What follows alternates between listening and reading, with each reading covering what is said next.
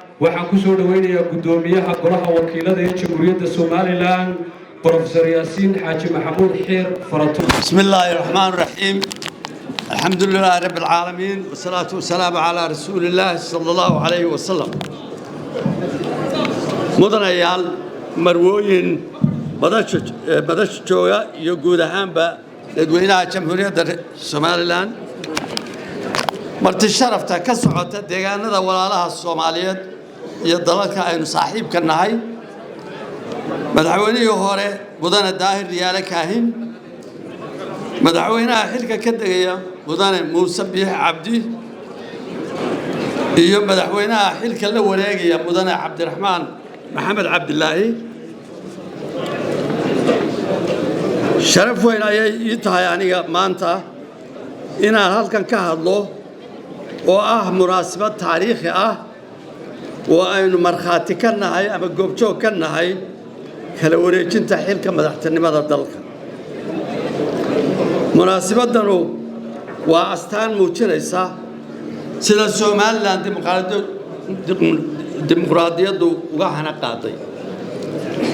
maanta waxaynu macsalaamaynaynaa madaxweynihii xilka ka degaya mudane Muuse Biixi Cabdi iyo dawladdiisa oo dalka hogaaminayay muddo 7 sanadood ah oo maanta ku eg madaxweyne Muuse muddada 7 sanadood ah ee uu xilka hayay waxa la soo maray safar dheer oo guulo fara badan leh laakiin aan caqabadana ka badhayn caqabadana ay jireen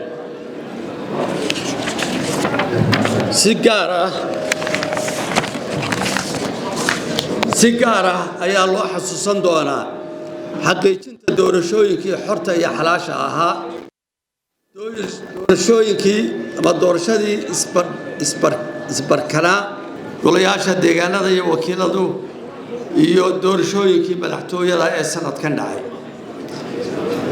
waxay run ahaan yihiin doorashooyinkaasu tusaalayaal ifaya oo muujinaya horumarka Soomaaliland ka gaadhay dhanka dimuqraadiyadda qabashada doorashooyinku waxaa qiimo weyn u sii yeelay ama doorashada dambe gaar ahaan u sii yeelay degdega aad u aqbashay madaxweyne natiijadii iyadoo xisbigaagii laga guulaystay intaas waxaa dheer dawladdaada oo awooday inay daboosho in ka badan 75% harashkii ku baxay hawshii baaxadda lahayd ee doorashada waliba waxaa dheer inaad dawladdaadu ay muddadii ay jirtay ay mashaariic badan oo horumarineed ay samaysay waxaase ogaataa madaxweyne in howlaha aad qabatay ay qiimo sii yeelan doonaan haddii aad dawladda cusub ee ka dambeysay aad si barbar taagto oo la shaqeyso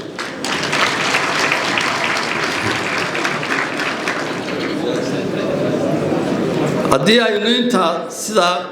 ku sagootino maxamed sagootino madaxweyne Biixi waxaanu si diiran u soo dhaweynaynaa madaxweynaha cusub mudane Cabdiraxmaan Maxamed Cabdilaahi Ciro oo maanta la wareegaya xilka jamhuuriyadda xilka madaxnimada dalka ugu horeyn waxaan madaxweyne ku soo dhaweynayaa hambalyo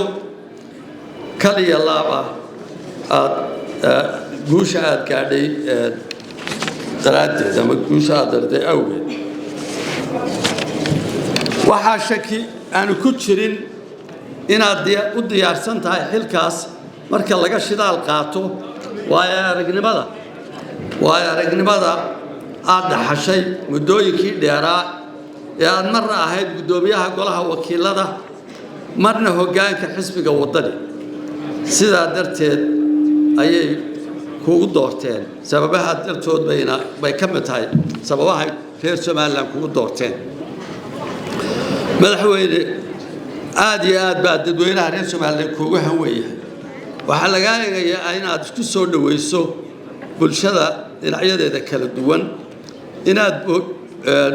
bogsiiso oo aad daydo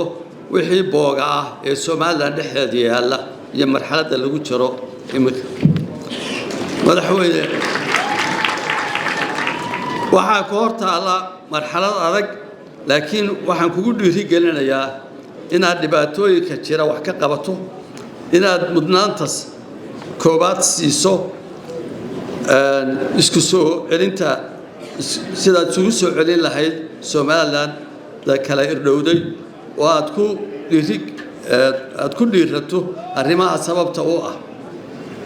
wax ka qabashadooda annaguna madaxweyne diyaar ayaan u nahay hadaanu gaar ahaan